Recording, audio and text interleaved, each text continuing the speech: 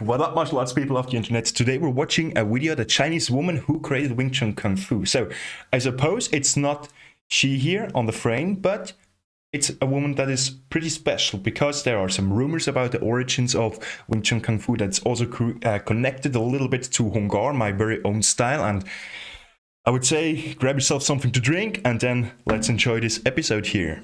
Let's go. Another episode of Chinese history legendary figure painting. Today we're talking about the subject of my painting called The Abbess, and she is based on the legendary hero and Shaolin master Ng Mui. According to Chinese folklore, Ng Mui was a daughter of a general of the Ming Dynasty within the imperial court.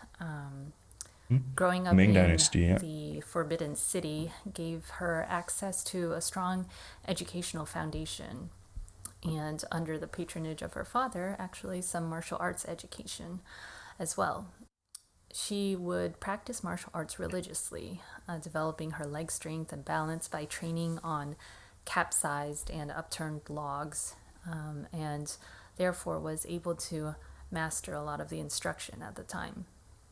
As was the case for most women in imperial China back then, however, to avoid the domestic prison of marriage, you could continue your education through one of two means.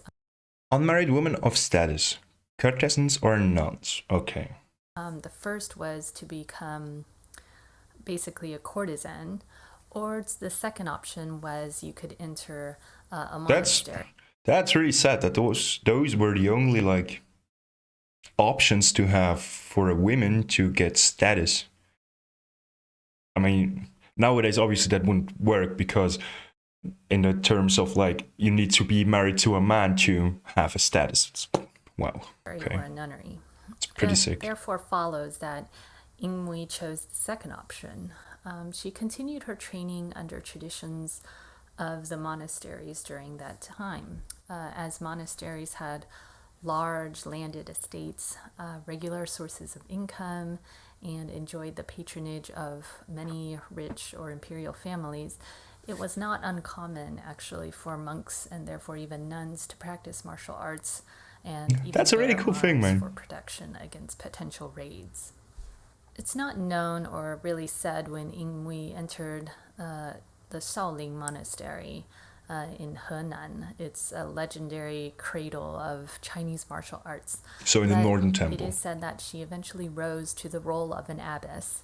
At the time, Shaolin Temple was the primary hub for Chen, or as it's now more popularly known as Zen Buddhism, and therefore enjoyed a position of influence and patronage from many emperors for over 1,000 years. It had, as a result, amassed quite a bit of wealth, both imagined and actual, and therefore had become target for rebellions and been ransacked, burned, and destroyed various times. The most popular account of its destruction was during the time that Ng Mui was residing and studying at the temple.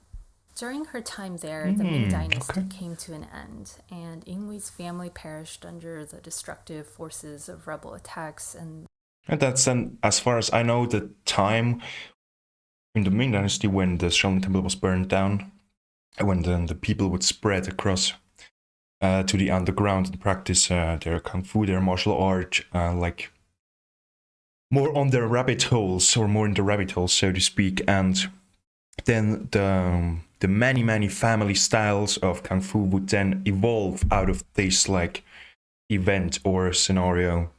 So for example, the Hung Gar, the Hung family style, which is the style that I practice, comes from the Southern Shaolin Temple when it was burned down or allegedly burned down, and the people then would spread to the underground and practice in secrecy, so they could still do martial arts, but it was forbidden by the government because people were seen as people who could fight but who would not follow the emperor, the king, or the party that was at power at that time. And this is then how the family styles would evolve through or would go forward in the underground, and a lot of styles would evolve through this. I think we call it in in the southern Kung Fu style, there's Hung, Mok. There are 5 styles. I can't remember the others. Hung is one. It's like the biggest one that we say because it's There's Mok. There's Lao, the Laogar family, the Laogar Kun style. Laogar Kun is also a form in our system. And then there are 2 more I can't remember. If you know them, comment down below, please. The violent transitions that come in between dynastic powers. Under the new Qing government, Shaolin Temple was destroyed under suspicion of anti-Qing activities. And yeah, see this, like they were not following like a leader because they were doing their like own thing. They were studying martial arts, studying Buddhism, and they were just like an enclave in China. And they would do something pretty like monk style. They would do. They were living in the temple, but they were like doing their own thing, and that's what the government wasn't like. Oh, okay, guys, you can fight. You're not following us. No, no, no, no, no. This was accomplished with the help of renegade monks on the inside. Ng Mui herself was said to have retreated to White Crane Temple, a legendary place purported to be located in the Daliang Mountains between. There was a temple, a White Crane Temple? I didn't know that, okay. I know that there's something like White Crane Kung Fu, which is also pretty cool. Saw some videos about it. I never met a person that studied it, but it looks like something that's pretty cool and useful. But I didn't know that there was also a temple, or there supposedly was a temple about this. There, she contemplated the challenge of creating a more efficient fighting form that did not rely so much on pure strength and could be quickly taught and applied against other martial arts practiced by the renegade Shaolin monks. That's something. The story goes that one day. That's something that, like, when you want to be good in martial arts, and a lot of people then think like okay, they just need to be good enough in some techniques, especially in traditional martial arts. I see those problems a lot, really, really a lot, and it kind of breaks my heart because the first and the easiest way to get better in martial arts, believe me or not, is to get fucking stronger and bigger yourself. So you need to do weight training. You need to do those squats, those deadlifts, those bench presses, those pull-ups. So that's for free a basic training plan you can do, full body training plan. And then you focus also on technique and on endurance. If you do martial arts and your body is weak, then you're missing out something pretty important in martial arts. You can break it down like health, spirit, and fight. Those are like 3 pillars, I would say, are pretty basic in any martial art. And if a martial art lacks any of those, then maybe it's not a complete system. It's maybe a good system, a good fighting system, but maybe you're missing out something because we're talking about an art. We're not talking about a combat sports. I'm not saying combat sports is like something to put on the side. I love combat sports, man. I love doing kickboxing myself, but we're talking about martial arts.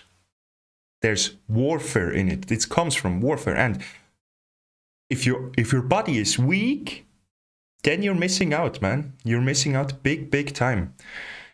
And I'm interested in seeing where this goes, because a lot of times people say, Wing Chun was developed by women to help other women fighting against harassers, which seems to be true according to this video. But man, also for the women, train weights, get stronger yourself, man. Really. We witnessed a white crane and a snake locked in battle. Though the snake would circle the crane and strike. It's a really iconic image here. Yeah. The crane maintained its center, keeping aligned with the snake, and used its wings to deflect the snake's blows while counter-attacking with its beak in the same motion. This was enough to give Ng Mui the inspiration she needed to develop a new fighting system. Her first but that would then be White Crane Kung Fu, not Wing Chun. Was called Wing Chun, a young woman and daughter of a tofu seller who was harassed by a local warlord, and he was trying to force her to marry him. Ng Mui decided to help her out, and under her tutelage, Wing Chun was able to master this new form of martial arts quickly, and therefore challenged the warlord to fight for freedom. She, of course, resoundingly defeats him and goes on able to marry her true love, Liang Bok Chao, who learns the system from his wife and goes on to formally establish a school, naming the school after his wife, Wing Chun.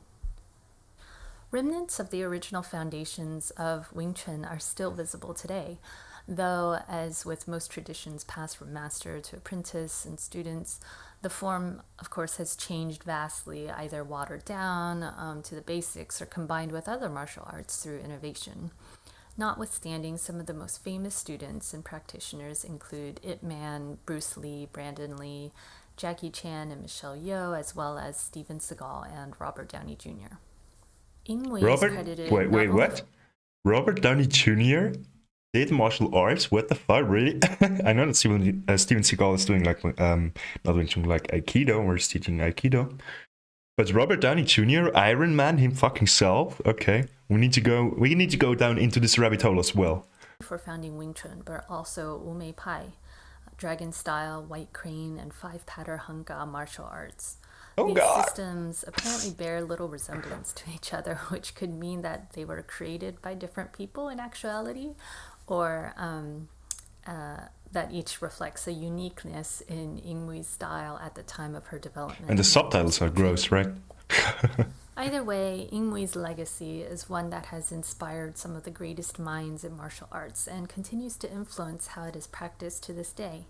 And so it gave me plenty of material to work with when painting her portrait. I had a lot of fun doing it, so I also hope that you enjoy watching this time-lapse of its creation. Thanks for watching again, and until next time. Wow, that was really a good video. Let's watch this as well here, the time-lapse video of the actual painting that she did. So let's bump up the quality. So let's go. That's now the speed wrap of this woman, of Ng Mui.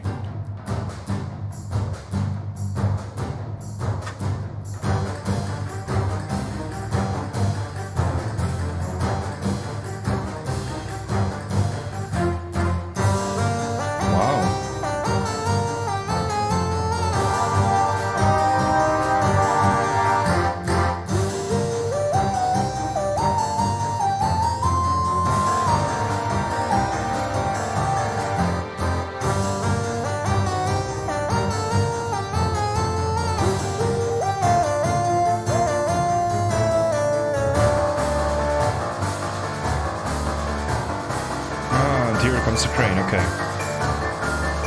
And there's like something, like a temple here.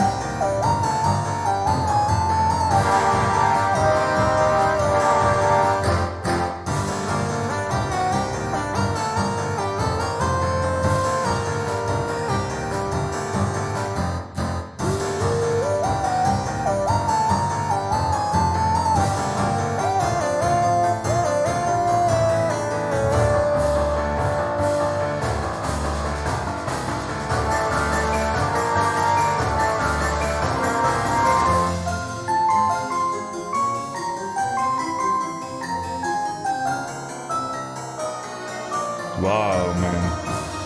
Wow. That looks really, really cool. Wow. That would fit perfectly here in the background, right? Between the... Here there's Uncle Iroh. I don't know if you can see it. And then we have Kakashi with the... with his jutsu. And then I'm thinking about getting Rock Lee here and maybe somebody else. Maybe Katara would be cool. Something from Avatar then. Something from Naruto and something from Avatar. And this one actually also looks pretty cool, man. I'm sure she's not selling that. Okay, that was it with the video. I'll leave you a link to the original videos down below, so make sure you go also over her channel. And leave some love, leave some likes, and also a comment, maybe subscribe also to her. That was really interesting to see, or some like knowledge into the background of Wing Chun and how it was created. So if you want to see more of this kind of reactions or Sunday documentary reacts, then subscribe to the channel and do not miss the next episode. Let's see you in the next one. Have a nice day and go training.